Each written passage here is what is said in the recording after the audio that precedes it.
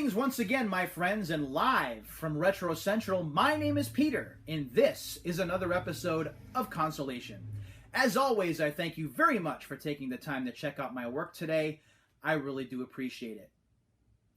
Sporting a shirt with the NES controller on it today. The NES, one of my favorite video game platforms of all time. In fact, the NES is my favorite video game platform of all time. Yeah, it beats out the Super Nintendo and the PlayStation and PS2, and I'll talk about my favorite video game platforms in another video down the line. But what I wanted to talk about today is one of the primary reasons why I consider the NES to be so very special. And that's because of arcade game ports. Now, we take arcade ports for granted these days. Heck, you can play arcade games on your phone or your tablet. But back in the 1980s, especially the mid to late 80s and early 1990s, this wasn't possible. If you wanted to play an arcade game, you were either playing the arcade game in the arcade or you were playing on a system like the NES. Playing an arcade game on the NES meant that you didn't have to spend quarters or tokens. Once you paid the money for the game cartridge, the game was yours and you could play it at will as often as you want. Take a game like Russian Attack over here on GXTV for an example. Russian Attack was a game that was available in my local teen center when I was in high school, and a game that I almost always used to walk past. I did deposit a couple of quarters in the game thinking I would try it just to see what it was about, but I never got past the first stage of the game. I never could defeat all of the soldiers jumping out of the truck, and I got frustrated and would walk away wondering why I wasted my money. It wasn't until after I got the NES version of Russian Attack in 1991, and then later on when I got another NES for my 40th birthday, that I appreciated the game for what it is and actually got a little bit better at it. In fact, now I can get to Stage 2 pretty consistently, and every so often I can get to Stage 3. It's nice not having to pay a quarter or a token every time that I want to play to see how far I can get. Granted, that does remove a little bit of the pressure because you want your credit to go farther. But for me, it's that sense of progression, trying to get from stage to stage to stage and seeing what happens next or what kind of challenges lie ahead. So that's one example. Now, Konami, of course, master of arcade games in the 1980s, some of the most prominent arcade games around. And a lot of those games found their way onto the NES. One example is Track and Field, which is really a marriage of track and field and hypersports. A couple of friends of mine in Worcester had this originally. That's how I got to try the game for the first time, and I absolutely loved it. I always loved the arcade game. I was fairly good at the arcade game. Playing the arcade game, I always used to wait until I had only 1 or 2 tokens left when I wanted to milk some time because I could make those credits last 30 to 60 minutes if I wanted. But being able to play the game at home was something different altogether. There was no money required out of pocket, and that was really cool for me. Also, this particular version is different from other home versions in that it does combine several events from Hypersports along with the basic events from Track and Field to make it a completely different experience. So I still enjoy playing this game even though it's hell on my wrists and my fingers because I don't use NES Max or an Advantage. I use my stock NES controller and still do pretty well with it. But that's one of many Konami arcade games. Here's Gradius, a game that I never really played in arcades, and my first experience with it was on NES. Now, the follow-up that we got for the NES, which is Life Force, I actually played this arcade cabinet at a convenience store that I lived close to when I was going to high school. The convenience store had actually built an addition in the back where they had several different arcade games set up, and this was one of the arcade games that was there. The first time I remember playing it, I got to the boss of the first stage and died. But through successive weeks and successive quarters, I managed to get farther and farther and farther through the game. And I did eventually beat the game, although not on 1 credit. I still haven't beaten the game on 1 credit, arcade or NES version. Still working on that particular feat. Then came the Konami sports games, Double Dribble and Blades of Steel. Blades of Steel, to me, is a bit better. I never really played either of these in arcades, though, but I played Blades of Steel a lot for the NES and really enjoy it. I don't know, hockey's just always been my thing. Maybe it's just being in New England, or I don't know what it is, but couple of sports games from Konami that were arcade ports, and I'm glad to have these, although I still suck at Double Dribble today. Just can't pick it up for some reason. Then, of course, the preeminent shooters, or run and guns. This is Contra and this is Super C. These games are a bit different from their arcade cabinet counterparts, but different for the better, I think. Certainly a lot of fun to play co-op, but certainly not as much less fun, or no less fun if you play solo, I think. I just recently soloed both of these games within the last couple of weeks and really enjoyed playing both. And to me, these games are timeless. They don't age. The music is still great, the graphics are still great, and the games are still very, very playable today. Speaking of arcade games that were a little bit different when they made their way to the NES, this is Gyrus right here. Although Ultra Games is on the back, Ultra was a subsidiary of Konami. Gyrus is a little bit different in that there are boss battles, and there are different power-ups as well. This is a lot of fun to play, and if you don't have it for your NES, I really do recommend grabbing it. This is a fun game with good music and decent graphics. So pick this up if you don't have it already. No, you don't need the box. Just get the game. And then, can't forget about TMNT2, the arcade game. Granted, Turtles in Time for the SNES was much closer to the actual arcade experience, but having this game back at the time that it came out, again, not having to continue to put quarter after quarter or token after token into the coin-op was a pretty big deal. Plus, there were additional stages in this game that weren't available in the arcades, so this certainly very enjoyable. So those are just the Konami arcade games.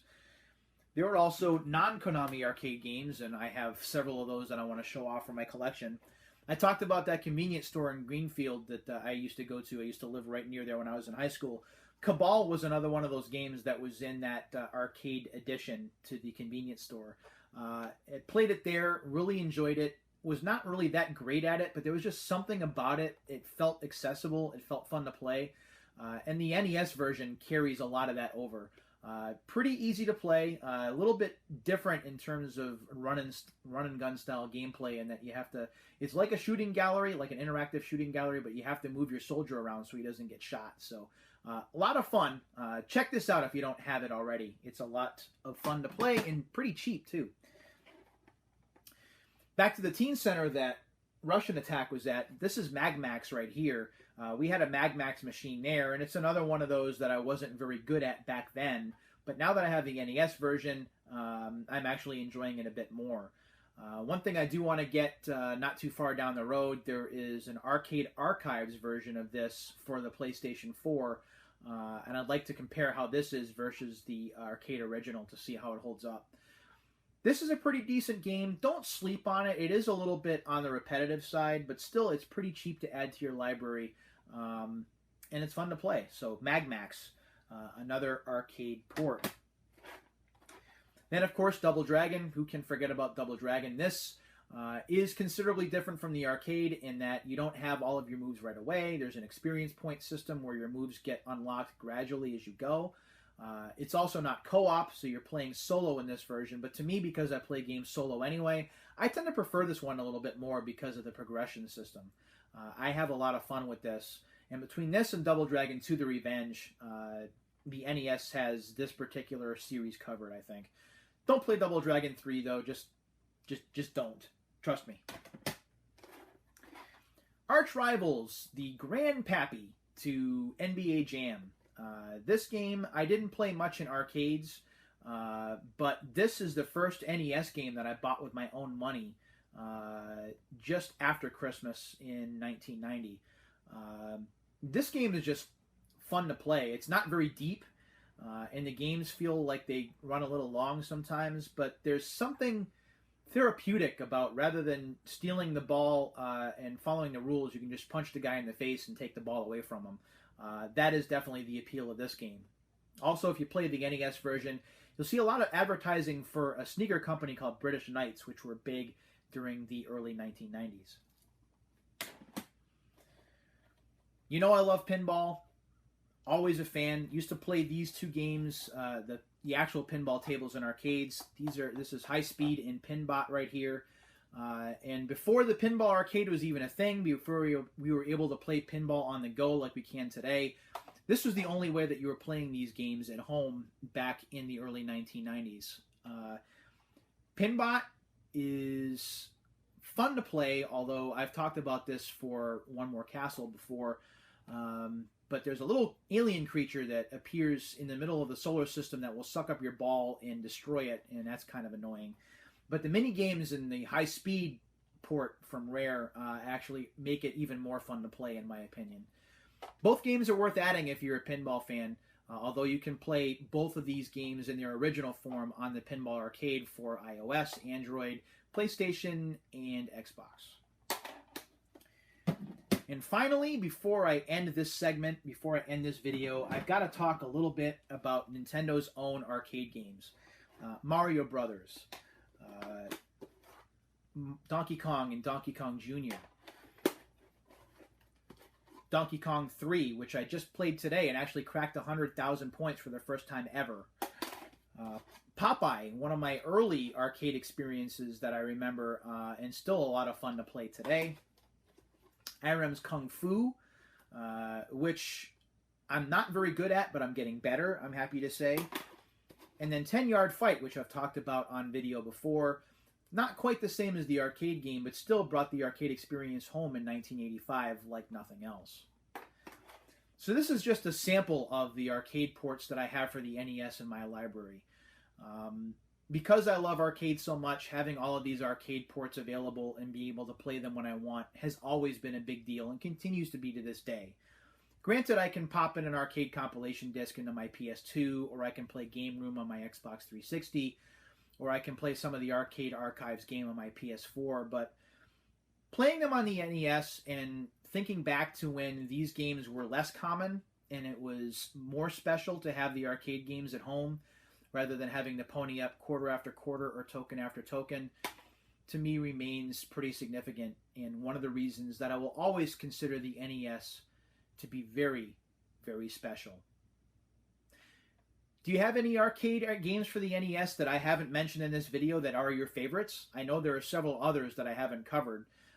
Feel free to leave those in the comments below, as well as any other NES memories or arcade memories. I'd love to hear about your own experiences that would complement mine. Love to hear from you. Don't forget that I'm going to be live at the Retro World Expo in Wallingford, Connecticut on Saturday, October 3rd, just 3 days away from today. I will be hanging out with the Retroware family with some giveaways, and would love to talk to you about arcade games and anything else you might have on your mind. The event starts at 10 o'clock on Saturday morning and goes until 8:30 on Saturday night, and that's when the musical acts will start. The World is Square, Epic Game Music, and On Being Human will be the three main music acts after the show wraps up.